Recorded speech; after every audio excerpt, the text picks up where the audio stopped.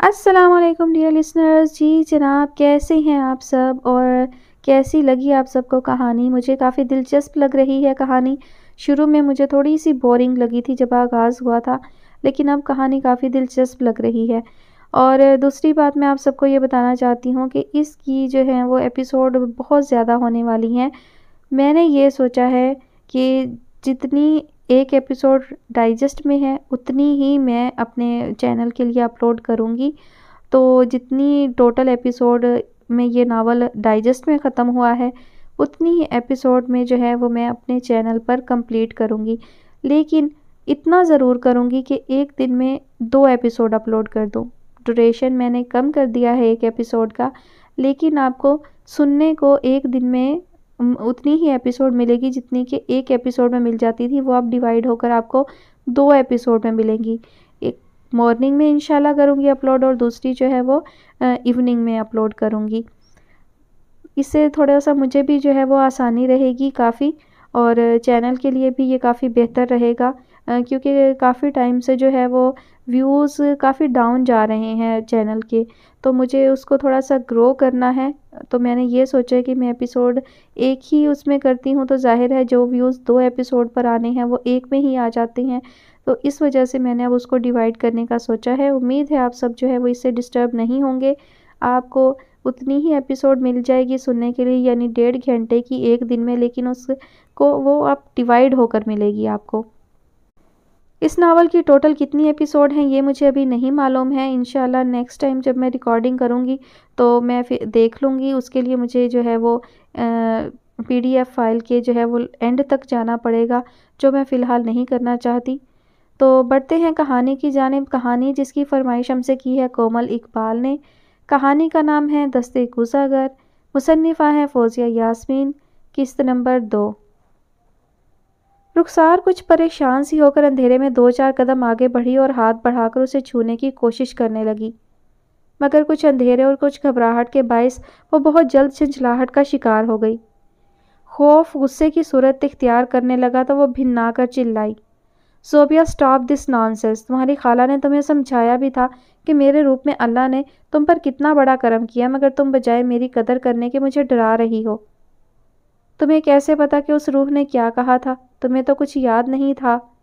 سوال سے زیادہ رخسار آواز پر چونکی تھی. عجیب بھاری سی آواز تھی جو اس کے عین پیچھے سے ابھری تھی، یعنی دروازے کی جانب سے. رخسار بے اختیار 2-4 قدم آگے بڑھ کر دروازے کی جانب پلٹی، مگر شدید تاریکی میں کچھ بھی نہ دیکھ سکی.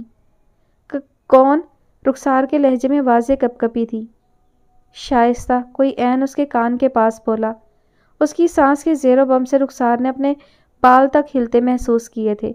وہ دونوں کانوں پر ہاتھ رکھ کر بری طرح چیختی ہوئی اندھا دھند دوڑ پڑی کہ تبھی اس کے پاؤں کے نیچے زمین پر بچھا وہ کاغذ آ گیا جو وہ شائستہ کی روح سے سوال جواب کرنے کی غرض سے گھر سے لائی تھی.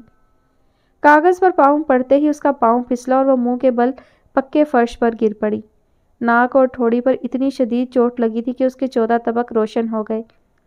ابھی وہ سنبھل بھی نہیں سکی تھی کہ کوئی اس کے گرے ہوئے وجود پر بیٹھ گیا.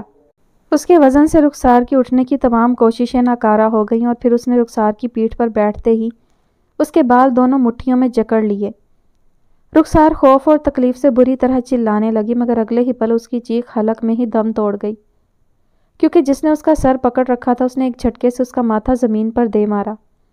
رخسار تکلیف کی شدت سے چیخ بھی نہ سکی. اس کا پورا سر جھنجھنا اٹھا. پیشانی کی باریک رگیں اس وحشیانہ حملے پر پھٹ گئی تھیں.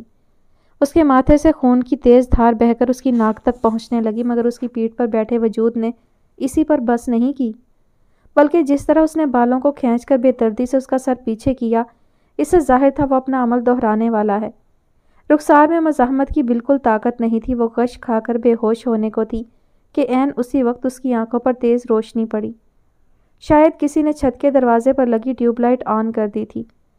رخسار نے روشنی کی تاب نہ لاتے ہوئے آنکھیں سختی سے میچ لی. اس پر سوار وجود ایک سیکنڈ میں اس کے بالوں کو چھوڑتا اس پر سے اٹھ گیا. رخسار کا سر کسی کٹی شاخ کی طرح زمین پر آ گرا. بے ہوش ہونے سے پہلے اس نے دروازہ کھلنے کی آواز سنی تھی.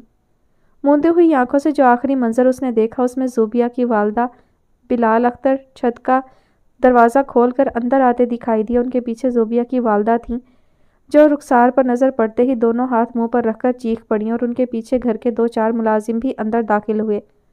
وہ بھی اس کے خون میں بھرے چہرے کو دیکھ کر ہراساں ہو گئے تھے۔ رخسار کا ذہن اس کا ساتھ چھوڑتا جا رہا تھا۔ بالآخر وہ مکمل طور پر تاریکی میں ڈوب گیا۔ جب رومیلا نے فون پر مجھے بتایا کہ نمل ہمیں پیلس میں لنچ کے لیے لے جا رہی ہے تو میں نے یہی کہا کہ تم نے کوئی خواب دیکھا ہوگا۔ بڑے سے شاندار ہوٹل کے فل ایئر کنڈیشنڈ ہال میں پیچھے ٹیبل کے قریب آتے ہی سنبل نے چاروں طرف ستائشی نظروں سے دیکھتے ہوئے کہا، مجھے تو اب بھی یہی لگ رہا ہے کہ ہم کوئی خواب دیکھ رہے ہیں، ورنہ نمل سے اتنی دریا دلی کی امید کرنا ذرا مشکل ہی ہے۔ رومیلا نے کرسی پر بیٹھتے ہوئے مسکرا کر نمل کو دیکھا۔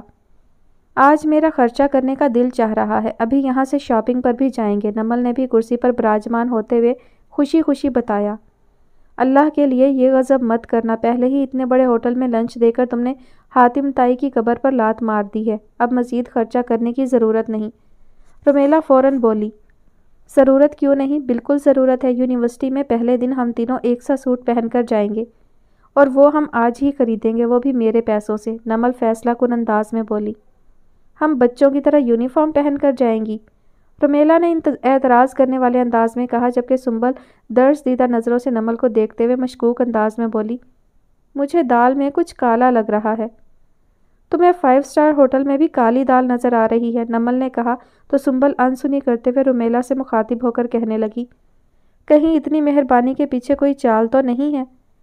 میں خود کل رات سے یہی سوچ رہی ہوں، رومیلا نے بظاہر بڑے پریشان کن لہجے میں کہا تو ان کا مذاق سمجھتے ہوئے نمل ان دونوں کو باری باری دیکھتے ہوئے شرارت سے بولی، کیا پتہ کوئی چال ہو بھی سکتی ہے۔ نمل کے غیر سنجیدہ انداز پر بھی وہ دونوں اچھل پڑیں۔ کیا مطلب؟ یہ ٹریٹ نہیں بلکہ ہمیں بے وقوف بنانے کا کوئی طریقہ ہے؟ دیکھو نمل، ہنسی مذاق دوسروں کے ساتھ تو ٹھیک ہے، مگر دوستوں کے ساتھ، وہ بھی پبلک پلیس میں، بالکل بھی مناسب نہیں۔ سنبل نے گھبرا کر ارد گرد نظر ڈالی۔ ان کے چاروں اطراف میں لگی ٹیبلز بھری ہوئی تھی۔ او کم آن یار، میں تو مذاق کر رہی تھی۔ بھلا میں پبلک پلیس میں تم لوگوں کو بے وقوف کیوں بناؤں گی؟ آرام سے آرڈر دو اور ہاں، آئندہ کوئی مجھے کنجوس مکھی چوس نہیں کہے گا۔ نمل نے ویٹر کا لایا مینیو کارڈ ان دونوں کی طرف بڑھاتے ہوئے تسلی دینے والے انداز میں کہا، اتنے بڑے بڑے وعدے نہیں کرتے ہم، اور پھر زبان کا کیا بھروسہ، کل کو پھسل گئی تو؟ سنبل نے بڑے اطمینان سے مینیو کارڈ دیکھتے ہوئے لاپرواہی سے کہا تو نمل صرف اسے گھور کر رہ گئی۔ شہر کے اس شاندار ہوٹل میں آنے کے لیے خرم نے اپنی وارڈروب کے سب سے شاندار کپڑے نکال کر پہنے تھے، حالانکہ اسے اپنے پکڑے جانے کی اتنی فکر نہیں تھی جتنی پرواہ دوستوں کے سامنے ناکام ہو جانے کی تھی۔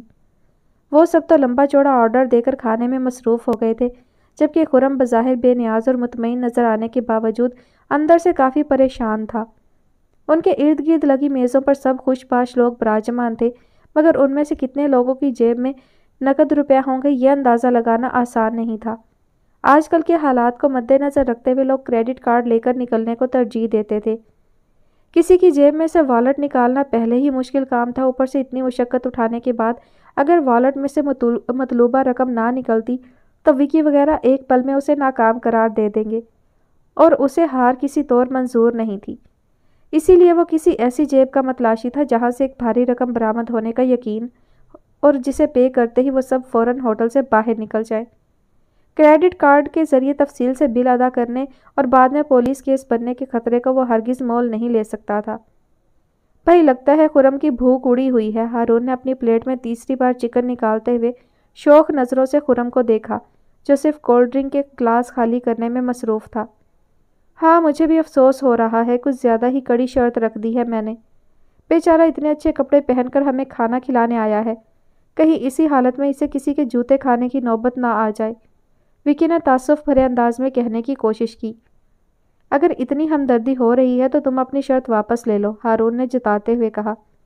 ہاں کیوں نہیں، اگر خرم ریکویسٹ کرے تو میں ابھی شرط واپس لے لیتا ہوں، وکی نے فوراً راضی ہوتے ہوئے کہا تو خرم اس کی بات کو نظر انداز کرتے ہوئے بظاہر خوش دلی سے بولا، تم اپنی شرط واپس لینا چاہتے ہو تو لے لو، لیکن میں تو وہ ضرور کروں گا جو میں سوچ چکا ہوں۔ کیا؟ ان سب نے یک زبان ہو کر پوچھا تو فوری طور پر خرم کچھ نہیں کہہ سکا۔ اس نے ابھی تک کچھ سوچا ہی نہیں تھا تو بتاتا کیا، جبکہ اس کی خاموشی میں انہیں کوئی پراسراریت محسوس ہوئی تھی۔ تبھی وہ کچھ زیادہ ہی متجسس ہو گئے۔ بتاؤ نا تمہارا کیا ارادہ ہے، کیا تم نے اپنا ٹارگٹ ڈھونڈ لیا ہے؟ نادر نے بے چینی سے پوچھا۔ ظاہری بات ہے، خرم نے بے پر کی اڑائی اور جس مقصد کے تحت اڑائی تھی وہ بھی فوراً ہی حاصل ہو گیا۔ یعنی وکی چونک کر اسے دیکھتے ہوئے کچھ پریشان سا لگا تھا۔ تھوڑی دیر پہلے جو خوشی اور بے نیازی اس کے چہرے پر پھیلی تھی وہ پل بھر میں اڑن چھو ہو گئی تھی۔ اس کے رد عمل نے خرم کو سکون تو پہنچا دیا تھا مگر زیادہ تسکین کا سبب نہیں بن سکا کیونکہ ابھی تک اس کی سمجھ میں نہیں آیا تھا کہ اسے کرنا کیا ہے۔ کہاں؟ کون؟ ہارون نے ہونکوں کی طرح پوچھا۔ بھئی اگر تمہیں سامنے کی چیز بھی نظر نہ آئے تو میں کیا کر سکتا ہوں؟ دس از ناٹ مائی فالٹ، خرم نے ایک طرح سے محض اسے چپ کرانے کے لیے لاپرواہی سے کہا، مگر وہ خاموش ہونے کی بجائے عین اپنے سامنے دیکھتے ہوئے حیرانی سے بولا، تو کیا تم ان لڑکیوں کا پرس چراؤ گے؟ خرم کا کولڈ ڈرنک کا گلاس لبوں تک جانے سے پہلے ہی راستے میں رک گیا۔ اس نے ہارون کی نظروں کے تعاقب میں دیکھنا چاہا تو اسے گردن گھما کر اپنے کندھے کے پیچھے دیکھنا پڑا تھا، کیونکہ ہارون عین اس کے سامنے بیٹھا تھا اور اس کے سامنے کی میز پر 3 لڑکیاں موجود تھیں اور مینیو کارڈ دیکھتے ہوئے ویٹر کو آرڈر دے رہی تھیں۔ سنجیدہ عمر کے سوٹ بوٹ والے مردوں کے مقابلے میں ان لڑکیوں کی طرف سے زیادہ امید کی جا سکتی تھی کہ وہ کریڈٹ کارڈ کی بجائے نقد روپے لے کر آئی ہوں گی۔ خرم کے ہونٹوں پر بے ساختہ دل فریب مسکراہٹ ابھر آئی۔ اس نے نہایت اعتماد سے ان چاروں کی طرف پلٹتے ہوئے مسکرا کر کہا، کتنی مشکل سے کتنی آسان سی بات تمہاری سمجھ میں آتی ہے، حالانکہ میں نے آتے ہی سوچ لیا تھا۔ لیکن وہ تو ہمارے بعد آئی ہیں، وکی نے فوراً کہا۔ لڑکیوں کے مقابلے میں اس کی معلومات ہمیشہ بہت بہترین ہوتی تھی۔ خرم ایک پل کے لیے چونکا پر اگلے ہی لمحے اسی مسکراہٹ کے ساتھ بولا، ہاں تو میں نے اپنے آنے کی نہیں ان کے آنے کی بات کی ہے۔ لیکن وہ تمہارے پیچھے سے آ کر تمہارے پیچھے ہی بیٹھ گئی تھی۔ اس کی جرا نے اس کے چڑ جانے کی عکاسی کی، تبھی خرم ہنس دیا۔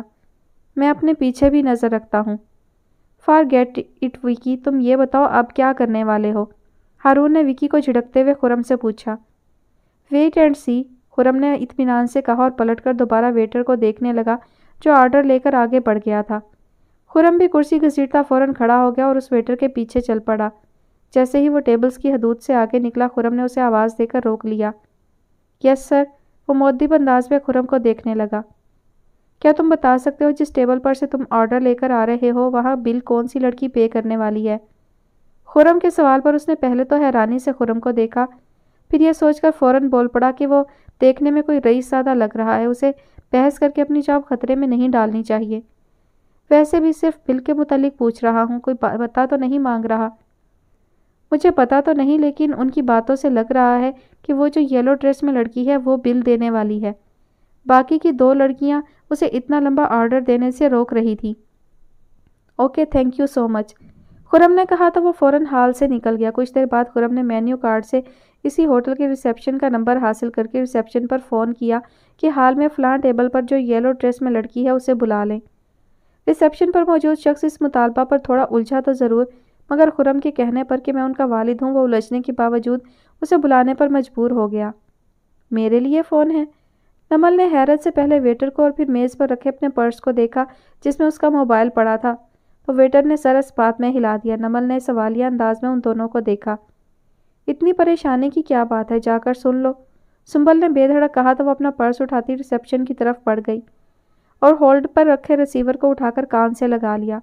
دوسری طرف نہ جانے کون تھا، نمل نے تو اس کی آواز کبھی نہیں سنی تھی، اسے دوسری جانب کی آواز کلیئر سنائی دے رہی تھی مگر اسے نمل کی آواز بالکل نہیں آ رہی تھی، تبھی وہ بس ہیلو ہیلو کیے جا رہا تھا۔ کچھ دیر تو نمل نے اسے اپنی آواز سنانے کی کوشش کی مگر تھوڑی دیر بعد دل ملا کر اس نے ریسیور کریڈل پر پٹک دیا اور ریسیپشن پر کھڑے شخص کو تاکید کر دی کہ اب اسے نہ بلایا جائے۔ انہوں نے کہا تھا کہ وہ آپ کے والد ہیں۔ کیا؟ نمل اچنبھے سے بولی۔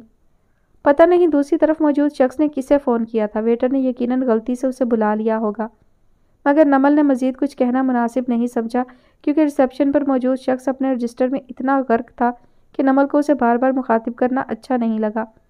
وہ چپ چاپ واپس لوٹ آئی۔ ان دونوں کے پوچھنے پر اس نے بتا دیا کہ شاید کوئی رانگ نمبر تھا اور ویٹر کے لائے کھانے میں مصروف ہو گئی، لیکن کچھ دیر بعد جب نمل نے بل پے کرنے کے لیے اپنا پرس کھولا تو دھک سے رہ گئی۔ میرے پیسے کہاں گئے؟ بے اختیار اس کے منہ سے نکلا۔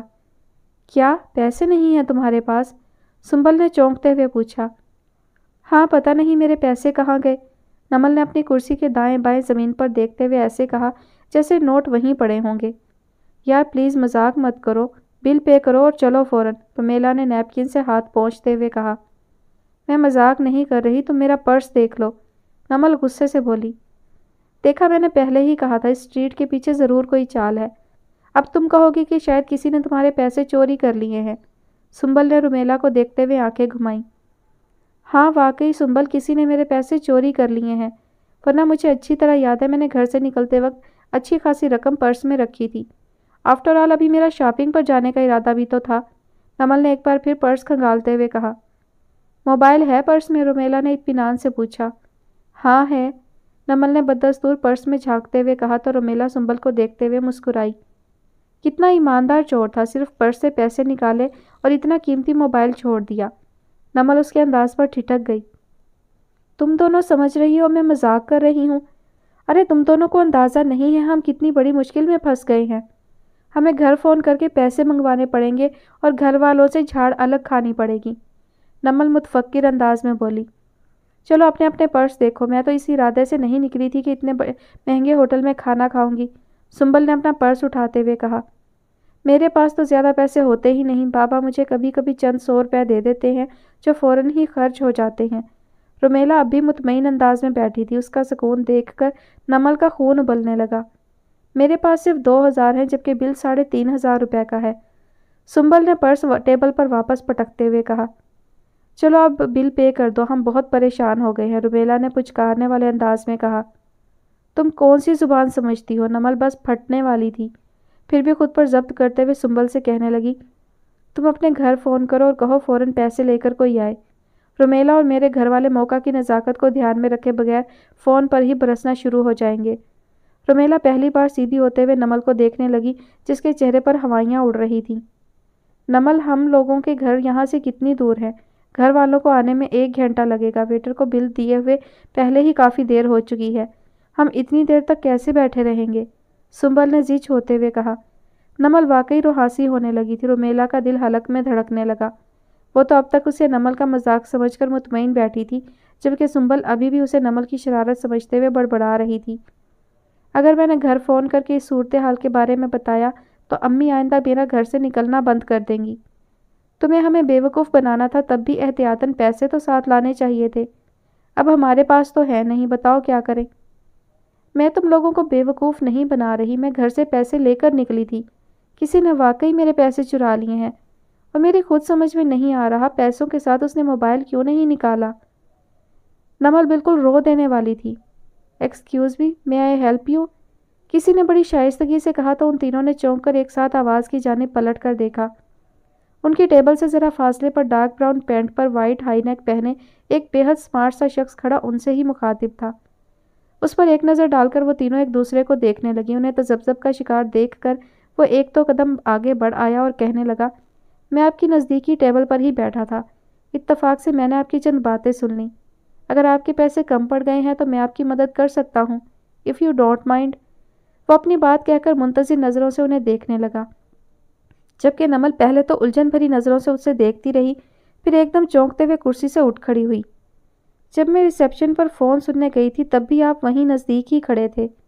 جی، اس نے بھویں اچکاتے ہوئے گویا اس کے جملے کی وضاحت چاہی تھی جو ایک دم آپ چھوڑ کر تم کے مخاطب پر اتر آئی۔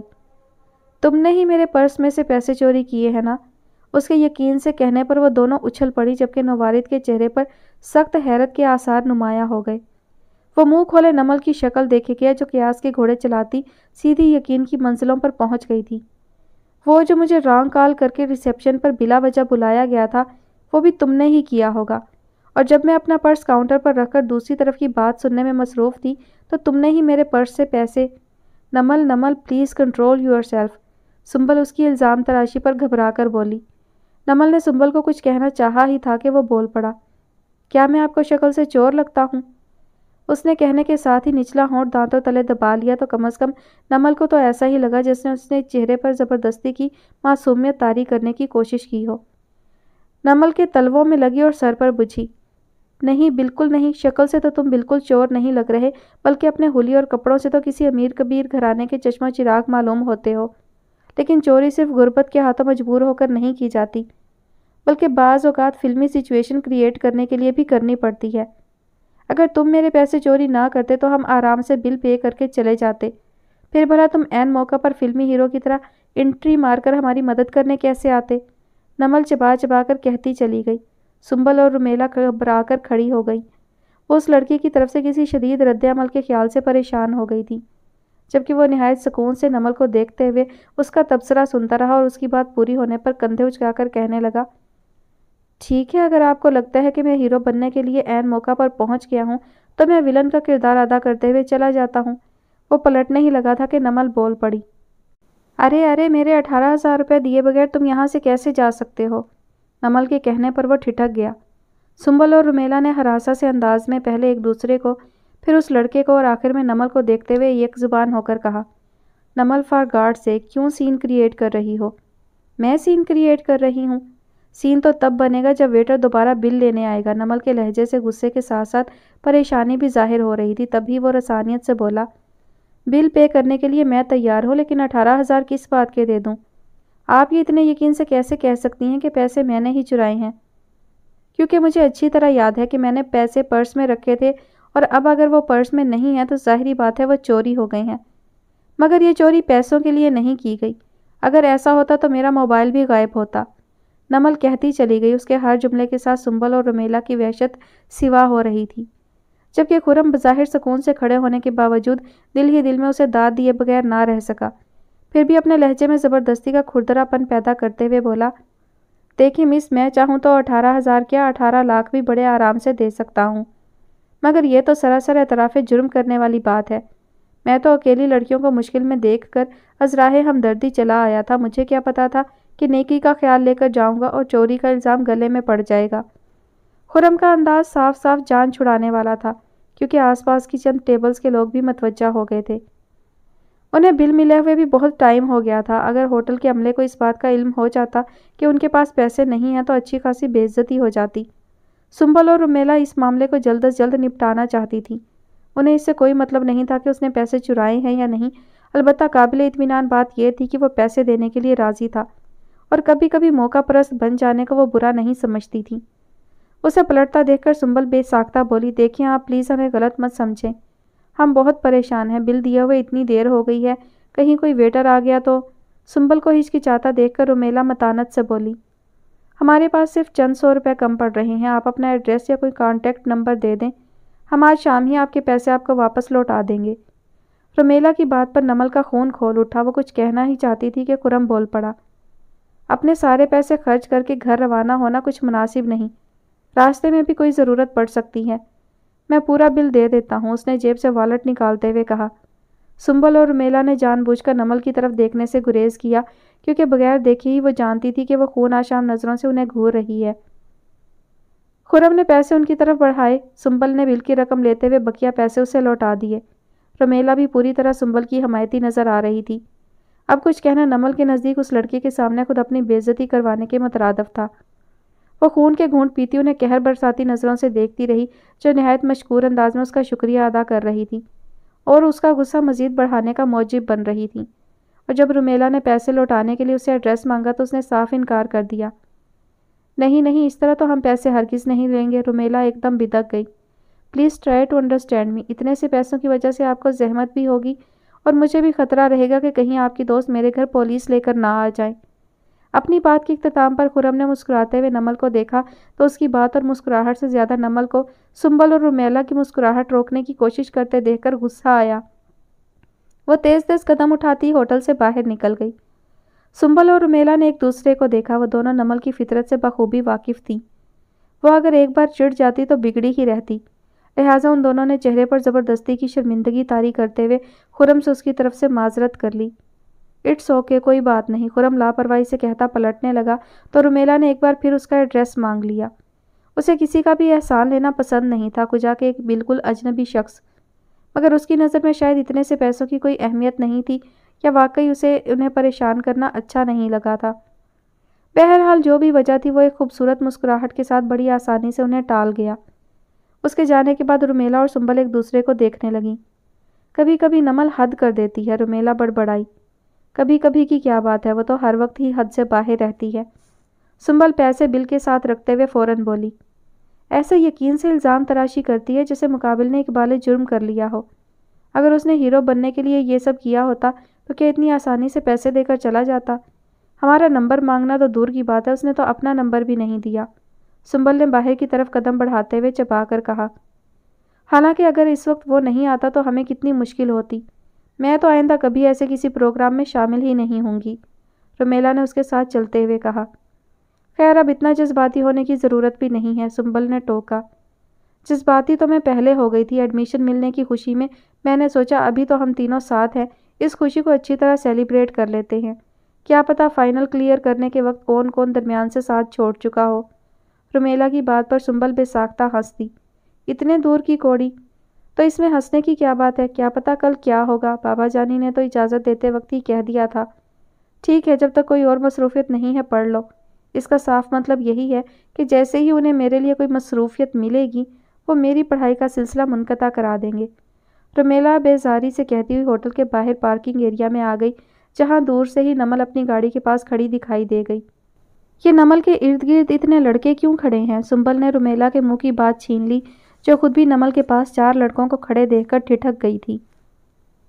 ریاض غفار نے ڈیزائنز کو ستائشی نظروں سے دیکھتے ہوئے گلاس ٹیبل کے دوسری جانب کھڑے مینیجر صاحب سے پوچھا، سیمپلز تو واقعی بہت اچھے ہیں، میری طرف سے تو آپ اسے اپرووڈ ہی سمجھیں، البتہ ایک بار عالیان کو ضرور دکھا دیں۔ سر وہ تو پہلے ہی اوکے کر چکے ہیں، مینیجر صاحب بولے۔ بس پھر آپ نیکسٹ ویک سے اس پر کام شروع کر دیں، ریاض غفار بے دھڑک بولے۔ لیکن سر ڈیزائنر کا کہنا ہے کہ ان پرنٹس پر کام کرنے کے لیے خواجہ فیبرکس سے میٹیریل منگوایا جائے، اور جب یہ بات میں نے عالیان سر سے کہی تو مینیجر صاحب کچھ کہتے کہتے جھجک گئے۔ تو ریاض صاحب سوالیہ انداز میں انہیں دیکھنے لگے۔ تو سر انہوں نے منع کر دیا، وہ جس طرح بولے تھے اسے صاف ظاہر تھا کہ وہ ریاض غفار کو پوری بات نہیں بتا رہے۔ یقیناً عالیان نے صرف منع نہیں کیا ہوگا بلکہ کچھ اور بھی کہا ہوگا۔ منع کرنے کی وجہ نہیں بتائی اس نے؟ ریاض غفار نے سنجیدگی سے پوچھا۔ نہیں سر، ان کا ایک دم ہی موڈ آف ہو گیا تھا، اس لیے میں نے کچھ پوچھا ہی نہیں۔ مینیجر صاحب کا جواب ریاض غفار کو حیران کر گیا تھا، جو مینیجر صاحب نے کہا تھا وہ بھی، اور جو ان کے چہرے سے ظاہر ہو رہا تھا وہ بھی۔ جیسے صرف انکار ہی نہیں، انہیں عالیان کی طرف سے اور بھی کچھ جھیلنا پڑا ہو۔ اچھا آپ عالیان کو میرے پاس بھیج دیں، وہ کچھ الجھ گئے تھے اور ان کی الجھن کو عالیان ہی دور کر سکتا تھا۔ ان کے بلوانے پر وہ 5 منٹ میں ہی ان کے سامنے حاضر ہو گیا۔ آپ نے بلایا ڈیڈی؟ عالیان اتنے اچھے ڈیزائنز کے لیے تم نے ڈیزائنر کو منع کیوں کر دیا؟ میں نے کب منع کیا؟ عالیان نے حیرانی سے کہا۔ تم نے خواجہ فیبرکس کے لیے؟ شہر میں صرف ایک خواجہ فیبرکس ہی نہیں ڈیڈی، آخر اتنے سالوں سے ہماری گارمنٹس فیکٹری کپڑے تیار کر رہی ہے، کتنے ریگولر ڈیلر ہیں، ہمارے لیے خواجہ فیبرکس سے ڈیل کرنا کوئی ضروری تو نہیں؟ عالیان 2 ٹوک لہجے میں بولا تو وہ بھی اسی کے لہجے میں بولے۔ اتنے سالوں سے ہماری فیکٹری کپڑے تیار کر رہی ہے اور ہم نے ہمیشہ ڈیزائنر کو ان کی مرضی کا میٹیریل سپلائی کیا ہے، پھر آج تم نے بغیر کسی وجہ کے ان کی ڈیمانڈ کو ریجیکٹ کیوں کر دیا، جبکہ خواجہ فیبرکس کا امپریشن بھی مارکیٹ میں اچھا ہے؟ صرف مارکیٹ میں، میری نظر میں نہیں، عالیان نے سرد مہری سے کہا۔ کیوں؟ ریاض غفار چنبے سے بولے۔ آپ کو شاید معلوم نہیں، خواجہ فیبرکس کے مالک کا بیٹا ان کے بزنس میں آ گیا ہے اور اب ساری ڈیلز وہی سنبھالتا ہے۔ ہاں میں نے بھی سنا تھا، مگر تمہیں ان کے بیٹے سے کیا پرابلم ہے؟ ریاض غفار کی حیرانی ہر لمحے کے ساتھ بڑھ رہی تھی۔ ان کے بیٹے سے ہی تو پرابلم ہے مجھے، میں ان کے ساتھ کوئی ڈیل نہیں کر سکتا، عالیان حتمی انداز میں بولا۔ چاہے ڈیل ہاتھ سے نکل جائے، ریاض غفار دبے دبے غصے کے ساتھ بولے۔ اس میں ڈیل نکلنے والی کون سی بات ہے؟ آخر آج تک ہماری فیکٹری میٹیریل خرید رہی تھی، خواجہ فیبرکس کے بغیر بھی، عالیان بے نیازی سے بولا۔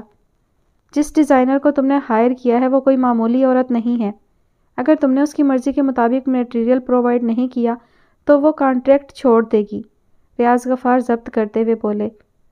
تو چھوڑ دے، اگر وہ کوئی معمولی عورت نہیں ہے تو ہم بھی کوئی اس کے ساتھ کام کرنے کے لیے مر نہیں رہے ہیں، ہم کسی اور ڈیزائنر سے تیار کروا لیں گے، ہمارے ساتھ کوئی بھی ڈیزائنر کام کرنا اپنے لیے فخر سمجھتا ہے۔ عالیان کے بے لچک لہجے پر ریاض غفار زچ ہو گئے۔ ٹو دا پوائنٹ بات کرو عالیان، تمہیں خواجہ کے بیٹے میں ایسی کیا برائی نظر آ گئی ہے جو تم اتنی بڑی ڈیل سے دستبردار ہونے کے لیے تیار ہو؟ جہاں تک مجھے یاد پڑتا ہے میں خواجہ کے بیٹے سے ملا ہوں، کیا نام ہے اس کا؟ ریاض غفار ذہن پر زور دیتے ہوئے میز پر رکھے پین کو اٹھا کر انگلیوں میں گھمانے لگے۔ جی آپ اس سے مل چکے ہیں، ہمارے گھر بھی کئی بار آیا ہے۔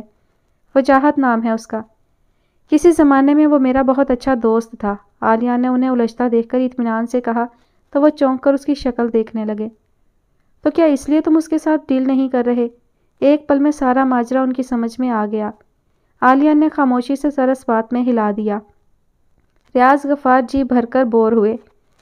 دیکھو عالیہ، یہ بات بہت پرانی ہو چکی ہے اور پھر وہ ایک پرسنل میٹر تھا۔ تم بزنس کو ذاتی زندگی میں مت الجھاؤ، بھول جاؤ ان سب باتوں کو۔ ریاض غفار نے رسانیت سے کہا۔ عالیہ چپ چاپ ان کی شکل دیکھتا رہا، پھر بہت ٹھہر کر بولا، ڈیڈی آپ جانتے ہیں میں نے کبھی آپ کی نافرمانی نہیں کی، لیکن آپ یہ بھی جانتے ہیں میں اپنی ضد کا کتنا پکا ہوں۔ کوئی بھی بات چاہے کتنی ہی پرانی کیوں نہ ہو میں کبھی نہیں بھولتا۔ اگر آپ چاہتے ہیں تو خواجہ فیبرکس کو آرڈر بک کروا دے، لیکن آپ کے اس اقدام سے میں ساری زندگی بے چین رہوں گا۔ ریاض غفار کچھ غصے اور کچھ بے بسی سے اسے دیکھتے رہے۔ وہ واقعی ایک ایسا بیٹا تھا جس پر فخر کیا جا سکے، مگر اس کی اس عادت سے وہ سخت خائف تھے کہ جب وہ کسی بات کو اپنی انا کا مسئلہ بنا لیتا تو پھر آگے کچھ بھی سننے، دیکھنے اور سوچنے کے لیے تیار نہیں ہوتا تھا۔ پھر بھی وہ آخری سی کوشش کرتے ہوئے بولے، عالیہ نے اسٹیل میں وجاہت سے زیادہ تمہیں فائدہ ہوگا، اس سے بھی اپنا نقصان کر لینا کہاں کی عقل مندی ہے۔ ان کا لہجہ شکست خوردہ تھا، جیسے اپنی بات کے ضائع جانے کا انہیں خود بھی یقین ہو۔ دنیا میں سب سے زیادہ قیمتی چیز سکون ہے، جس کام کو کرنے سے بینک بیلنس بڑھ جائے، بزنس کی دنیا میں ایک تہلکہ مچ جائے، مگر ذہنی اور قلبی سکون غارت ہو جائے، وہ سراسر گھاٹے کا سودا ہے۔ خواجہ فیبرکس کے ساتھ ڈیل کر کے میں زندگی بھر بے اطمینان رہوں گا۔ عالیہ کے لہجے میں بے چینی اتر آئی تھی۔ ریاض غفار جانتے تھے وہ اسے سمجھا نہیں سکتے، تبھی پھیکی مسکراہٹ کے ساتھ بولے، کوئی بات نہیں عالیہ، اگر تم یہی چاہتے ہو تو یہی صحیح۔ ان کی بے دلی سے رضامندی دینے پر عالیہ بے ساختہ مسکرا دیا۔ مجھے پتا تھا ڈیڈی آپ میری بات ضرور مانیں گے۔ تھینکس ڈیڈی، وہ مشکور لہجے میں بولا۔ اس کی آنکھوں میں اترتی چمک دیکھ کر انہیں بھی بھرپور انداز میں مسکرانا پڑا۔ تمہاری خوشی سے زیادہ اہم کوئی بھی ڈیل نہیں ہے۔ ان کے پوری سچائی سے کہنے پر عالیہ سرشار سا آفس سے باہر نکل گیا۔ خرم نے جیسے ہی ریسیپشن پر فون ملا کر لڑکی کو بلانے کے لیے کہا، وکی وغیرہ حیرانی سے اسے تکنے لگے، مگر خرم نے بالکل دھیان نہیں دیا تھا۔ البتہ فون ہولڈ پر ہوتے ہی اپنا موبائل ہارون کی طرف بڑھا دیا۔ جب وہ لڑکی فون پر آئے تو تمہیں اس سے بات نہیں کرنی، بس ایسے ہیلو ہیلو کرتے رہنا جیسے تمہیں کوئی آواز نہیں آ رہی ہو۔ خرم موبائل اسے دے کر اپنی جگہ سے اٹھتا تیزی سے ریسیپشن کی جانب بڑھ گیا۔ خرم کا ارادہ تھا جب وہ لڑکی فون سن کر واپس جانے لگے گی تب وہ اسے جان بوجھ کر ٹکرا جائے گا اور اس کا پرس غائب کر دے گا، مگر اس وقت خرم کو شدید حیرانی ہوئی جب اس لڑکی نے ریسیپشن پر آ کر اپنا پرس بڑی لاپرواہی سے کاؤنٹر پر رکھ دیا اور پرس کی جانب پیٹھ کر کے ایسے کھڑی ہو گئی جیسے کوئی فکر ہی نہ ہو۔ اسے پوری طرح بے خبر دیکھ کر خرم نے اپنے پچھلے پلان پر عمل کرنے کا ارادہ ملتوی کرتے ہوئے نہایت چالاکی سے اس کا پرس اٹھایا۔ سامنے ہی اچھی خاصی رقم پڑی تھی جسے خرم نے تیزی سے نکال کر اپنی جیب میں ٹھونس لیا اور پرس کو واپس کاؤنٹر پر رکھ کر بڑے اطمینان سے عین اس لڑکی کے سامنے سے گزرتا ان چاروں کے قریب چلا آیا جو دور سے بیٹھے یہ سارا منظر بڑی بے یقینی سے دیکھ رہے تھے۔ کچھ ملا اس کے پرس سے یا خالی اٹھا لائی تھی؟ ہارون نے چھوٹتے ہی پوچھا۔ میرے خیال سے تو کچھ زیادہ ہی بھر لائی تھی، جلدی سے بل پے کرتے ہیں اور چلتے ہیں، پیسے گننے کا بھی ٹائم نہیں ہے، خرم جلدی بولا تو ہارون، حمید اور نادر سب وکی کو دیکھنے لگے جس کے چہرے پر اب ناگواری کے آثار پھیلے تھے۔ اتنی آسانی سے تم نے اس کے پرس سے پیسے نکال لیے اور وہ بے وقوفوں کی طرح فون سنتی رہی۔ ریسیپشنسٹ نے بھی نظر اٹھا کر نہیں دیکھا۔ وکی چپتے ہوئے لہجے میں بولا، کیا مطلب؟ خرم نے سنجیدگی سے پوچھا۔ مطلب صاف ہے، یہ لڑکی تمہارے ساتھ ملی ہوئی تھی۔ وکی برہمی سے بولا تو وہ تینوں بھی ٹھٹک کر خرم کو دیکھنے لگے جیسے خود انہیں بھی وکی کی بات سے اتفاق ہو۔ پاگل ہو گئے ہو کیا؟ میں تو اسے جانتا تک نہیں۔ خرم چڑ گیا، وہ جلد از جلد پیسے دے کر یہاں سے جانا چاہتا تھا، مگر وکی کی گردن ہلکے ہلکے نفی میں ہلی۔ تم اسے جانتے ہو اور بہت اچھی طرح جانتے ہو، اور یہ سب کچھ عین پلان کے مطابق ہوا ہے۔ یار اگر ہار برداشت نہیں ہوتی تو شرط بھی مت لگایا کرو، خرم نے دانت پیسے۔ میرے خیال سے خرم ٹھیک کہہ رہا ہے، اتنے عرصے سے ہم خرم کو جانتے ہیں، اس کے سرکل میں ایسی کوئی لڑکیاں نہیں ہیں، حمید نے سمجھانے والے انداز میں کہا۔ نہیں، اگر اسے یقین نہیں آ رہا تو یہ جا کر پوچھ لے ان لڑکیوں سے، نادر نے اپنی طرف سے بڑا نادر مشورہ دیا جس پر سبھی مسکرا دیے ایک سوائے وکی کے، جو تنک کر بولا، میرے کیا دماغ خراب ہے میں جا کر پوچھوں تاکہ چوری کا الزام مجھ پر آ جائے؟ تو مت پوچھو اور یقین بھی مت کرو، مجھے تمہیں یقین دلانے کی ضرورت بھی نہیں ہے۔ میں بل پے کر رہا ہوں اور جا رہا ہوں۔ خرم نے جیب میں سے پیسے نکال کر جیسے ہی نوٹوں کو دیکھا تو دنگ رہ گیا۔ یار یہ تو 18,000 ہیں۔ خرم نے نوٹ گننے کے بعد ان سب کو دیکھا۔ لگتا ہے کئی مہینوں کی پاکٹ منی چرا لی ہے تم نے، نادر نے مزے لیتے ہوئے کہا۔ یا تو پھر ساری لڑکیاں ایک ہی پرس میں پیسے رکھ کر لائی ہیں اور اب ان کے پاس ایک پھوٹی کوڑی بھی نہیں ہوگی۔ ہارون نے سنجیدگی سے کہا تو ان سب کی نظر ایک ساتھ ان لڑکیوں کی طرف اٹھ گئی جو بڑے اطمینان سے کھانے میں مصروف تھیں۔ میرے خیال سے فوراً چلتے ہیں، نادر نے مسکراتے ہوئے آنکھ ماری تو خرم ہارون کی شکل دیکھنے لگا جو اسے ہی دیکھ رہا تھا۔ وہ جانتا تھا اس کے تمام دوستوں میں صرف ایک ہارون تھا جو اس کے انداز میں سوچ رہا ہوگا، مگر ان سب کے بیچ وہ ایسی کوئی بات کہہ کر ان سب کو خود پر ہنسنے کا موقع نہیں دے سکتے تھے۔ دوستوں میں ساکھ خراب ہونے کا ڈر ان سے اکثر وہ سب کچھ بھی کرا دیتا تھا جو انہیں مناسب نہیں لگتا تھا۔ میرے خیال سے تو رک کر تماشا دیکھا چاہیے کیونکہ مجھے یقین ہے ان کے پاس پیسے ہوں گے۔ وہ شکل سے اتنی بے وقوف نہیں لگ رہی کہ خرم کی خاطر اپنا تماشا بنا لیں گی۔ وکی نے چبا کر کہا، تمہیں جو سوچنا ہے سوچ لو، مجھے کوئی ضرورت نہیں ہے صفائی دینے کی۔ خرم بے نیازی سے بولا، اور مجھے بھی کوئی ضرورت نہیں ہے تمہاری صفائی کی، دیکھ لینا ان کے پاس اور بھی پیسے ہوں گے، آخر پوری تیاری کے ساتھ ہی آئی ہوں گی۔ وکی ابھی بھی جلا بھنا ہوا تھا لیکن کچھ دیر بعد جب ویٹر ان لڑکیوں کے پاس بل لے کر گیا تو اس کے رد عمل سے صاف ظاہر ہو رہا تھا کہ ان میں سے کسی کے پاس بھی پیسے نہیں ہیں۔ اس بلو ڈریس والی لڑکی کی حالت تو سب سے خراب ہے، لگ رہا ہے وہ رو دے گی۔ بیچاری، نادر نے مذاق اڑانے والے انداز میں کہا تو ہارون کوفت بھرے انداز میں بولا، اتنا پریشان ہونے کی بجائے گھر سے پیسے منگوا لے۔ کیا پتہ گھر والے اتنے پیسے چوری ہونے پر ہنگامہ کھڑا کر دیں، اس لیے بتانا نہیں چاہ رہی ہوں گی، نادر نے کہنے کے ساتھ ہی وکی کو دیکھتے ہوئے پوچھا۔ کچھ اور دیکھنا ہے یا گھر چلیں؟ وکی نے کوئی جواب نہیں دیا، وہ اچھا خاصا بیزار لگ رہا تھا جو کہ اس کے قائل ہو جانے کو ظاہر کر رہا تھا، پھر بھی خرم کہنے سے باز نہیں آیا۔ ایسا کرو وکی، تم یہاں بیٹھ کر انتظار کرو، جب ان کے گھر سے کوئی پیسے لے کر آ جائے اور تمہارا شک دور ہو جائے تو گھر آ جانا، ہم چلتے ہیں۔ خرم کھڑا ہونے ہی لگا تھا کہ ہارون بھی مشورہ دینے والے انداز میں بولا، بلکہ ایسا کرو ان کی مدد کرنے کے بہانے چلے جاؤ اور انہی سے کنفرم کر لو۔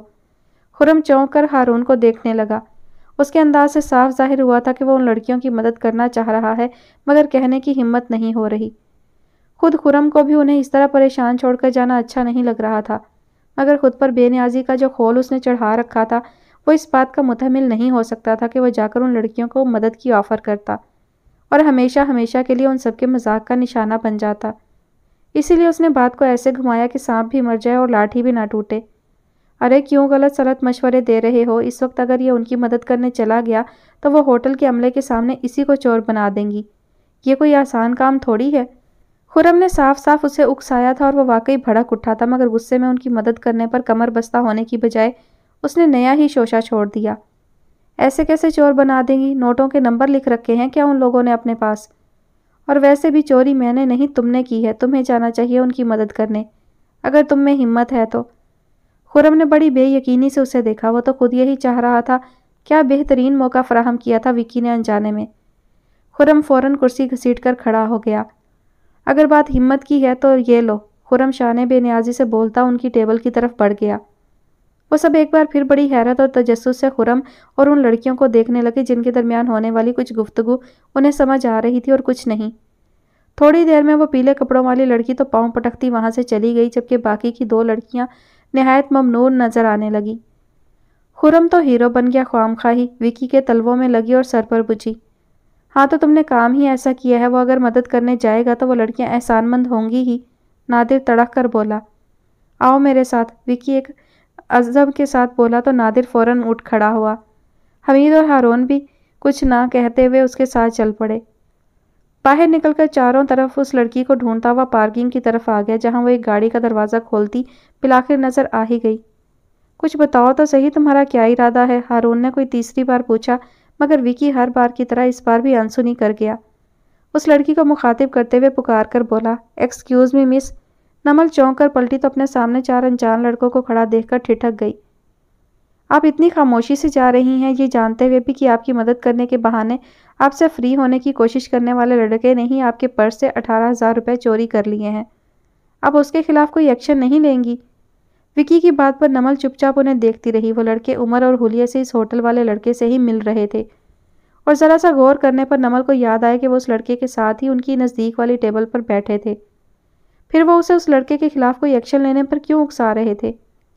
آپ اگر پولیس کو فون کرنا چاہیں تو شوق سے کر سکتی ہیں، ہم گواہی دینے کے لیے تیار ہیں، نمل کو خاموش دیکھ کر وکی نے دوبارہ کہا، جبکہ حمید، ہارون اور نادر ایک دوسرے کو دیکھ کر رہ گئے۔ اس کی کوئی ضرورت نہیں، نمل نے بات ختم کرنے والے انداز میں کہا، مگر اس سے پہلے کہ وہ گاڑی کی طرف پلٹتی وکی اعتراض کرتے ہوئے بولا، ضرورت کیوں نہیں؟ اس نے یہ چوری کسی مجبوری کے تحت نہیں کی، وہ ہمارا دوست ہے، اس کا نام خرم ہے۔ اس نے میرے ساتھ شرط لگائی تھی کہ وہ ہمیں کسی مہنگے ہوٹل میں کھانا کھلائے گا، مگر اپنے پیسوں سے نہیں بلکہ کسی اور کے پیسے چرا کر۔ لہٰذا اس نے اتنے سارے لوگوں میں آپ کا انتخاب کیا۔ ہم نے منع کیا تو خرم کہنے لگا، اسی لیے ان کے پیسے چوری کر رہا ہوں کہ یہ لڑکیاں ہیں، اگر پکڑے بھی گئے تو ہمارا کچھ نہیں بگاڑ سکیں گی۔ وکی نے بہت مسکرا کر بڑے مزے لیتے ہوئے کہا تو نمل نے غصے سے مٹھیاں بھیج لیں۔ دل تو چاہا اس خرم نامی لڑکے کو ایسا سبق سکھائے کہ پھر کبھی کسی لڑکی کے لیے ایسی بات نہ کہہ سکے، مگر وہ کوئی نادان اور ناسمجھ نہیں تھی، خواہ بات کو طول نہیں دینا چاہتی تھی۔ پھر اس کے پاس خرم کے خلاف کوئی ثبوت بھی نہیں تھا، اور یہ لڑکے اسی کے دوست تھے، وہ ان پر بھروسہ نہیں کر سکتی تھی۔ عین وقت پر اگر گواہی بدل دیتے تو… مشورے کا بہت شکریہ، ہمارے ملک کی پولیس کوئی زیادہ فعال نہیں ہے، اپنا بدلہ میں خود لے لوں گی۔ You don't need to worry. Naml جس شخص کے نام کے علاوہ کچھ نہیں جانتی تھی، بھلا اس سے کیا بدلہ لیتی؟ مگر محض اپنی پوزیشن مضبوط رکھنے کے لیے خالی خلی باتیں بنا کر اپنی گاڑی میں بیٹھ گئی۔ اس نے جان بوجھ کر ان لڑکوں کی طرف دیکھنے سے گریز کیا کہ اب کہیں وہ مزید کچھ نہ کہہ دیں۔ اپنا اس طرح خاموشی سے میدان چھوڑ کر بھاگنا اسے خود بھی زہر لگ رہا تھا۔ رہ کر اسے خرم کی مسکراہٹ یاد آئے جا رہی تھی اور پیسے جانے کا دکھ الگ، مگر فوراً ہی اسے اپنی بھڑاس نکالنے کا موقع مل گیا۔ سنبل اور رمیلا اس کی گاڑی سٹارٹ کرنے سے پہلے ہی دروازہ کھول کر گاڑی میں آ بیٹھیں۔ ان کے چہرے پر پھیلی خجالت صاف ظاہر کر رہی تھی کہ وہ نمل اور ان لڑکوں کے بیچ ہوئی گفتگو سن چکی ہیں۔ نمل نے ایک جھٹکے سے گاڑی سٹارٹ کی اور ان کی شرمندگی محسوس کر لینے کے بعد جب اس کا موڈ کچھ ٹھیک ہو گیا تو گھر پر اترتے رمیلا کی کہی بات نے پھر اس کا میٹر گھما دیا۔ بھلے ہی اس لڑکے نے تمہارے پیسے چرائے تھے، مگر اس کی مدد لے کر ہم نے ایسی کوئی حماقت بھی نہیں کی۔ ہمارا بل ادا ہو گیا جو بہت ضروری تھا۔ تمہاری رقم بھی تھوڑی بہت وصول ہو گئی، وہ جو کہتے ہیں نا، بھاگتے چور کی لنگوٹی ہی سہی۔ رمیلا تو جلدی کہتی اندر چلی گئی، مگر سنبل کی جان مشکل میں آ گئی۔ آخر گھر پر اترتے ہوئے وہ عاجز آ کر بولی، اب چھوڑ بھی تو، کیوں دل جلا رہی ہو؟ وہ لڑکا لڑکیوں کے بارے میں کچھ بھی سوچتا رہے، کیا فرق پڑتا ہے؟ ہمیں کون سا اسے دوبارہ فیس کرنا ہے؟